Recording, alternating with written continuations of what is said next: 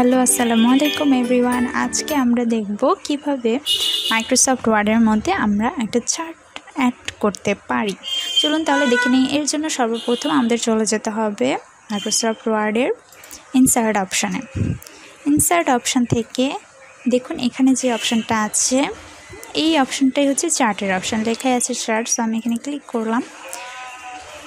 Click করার পর দেখুন আমাদের সামনে অনেকগুলো একটা লিস্টের মতন চলে এসেছে। এখান থেকে চাইলে আপনি যে কোনো ধরনের চার্ট আপনার ডকুমেন্টে অ্যাড করতে পারেন।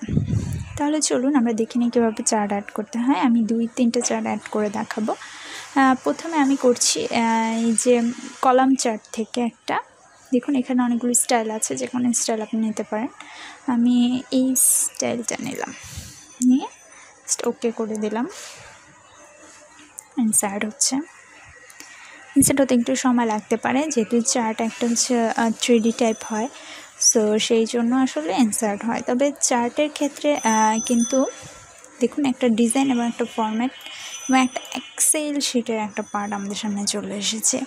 এখানে দেখুন এই যে অপশানটা কিভাবে কাজ করছে, এই যে এই অপশানে যে লিস্টটা আছে এটা হচ্ছে এই জায়গা। এখানে চাইলে আপনি আপনার পছন্দ মতন কিন্তু নাম অ্যাড করে দিতে পারেন। যেমন আমি যদি শুধু 1 দিই আমার সম্ভব, এটা কিন্তু অটোমেটিক চেঞ্জ হয়ে যাবে।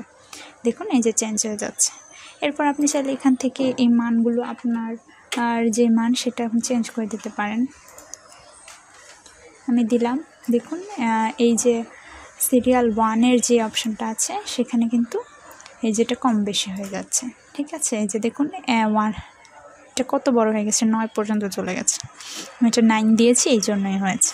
ঠিক আছে, এরপরে যে অপশানটা আছে এই যে নিচে যে লেখাটা আছে সেটা হচ্ছে মূলত এই যে সিরিজ 1, 2, 3 এই লেখাটা মূলত এইখানে।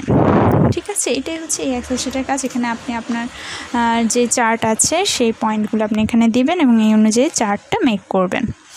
এখন আমি তাহলে এক্সেল শিটটা কেটে দিই। এরপরে যে অপশানগুলো আছে ডিজাইনে আমি এটা একটু দেখাই। এখানে চাইলে আপনি চার্টের এলিমেন্ট আরও অ্যাড করতে পারবেন। এখান থেকে কলাম বাড়াতে পারবেন অথবা টেবিলে আপনি আরও চেঞ্জ করতে পারবেন, এই কাজগুলো করতে পারবেন।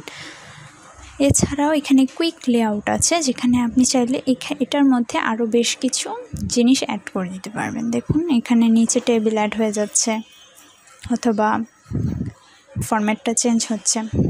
এরপরে যে অপশানটা আছে সেটা হচ্ছে চেঞ্জ কালার। এখানে চার্টের কালারগুলো আপনি চেঞ্জ করতে পারবেন। যেমন ধরুন আমি এটাকে কালো করতে চাচ্ছি, জাস্ট আমি এখানে প্রেস করলে এটা কিন্তু ব্ল্যাক হয়ে যাবে এবং এখানে যে কালারগুলো আছে এগুলো কালারগুলোকে চেঞ্জ করবে। ঠিক আছে, এটাই মূলত হচ্ছে ডিজাইন সেকশনের কাজ।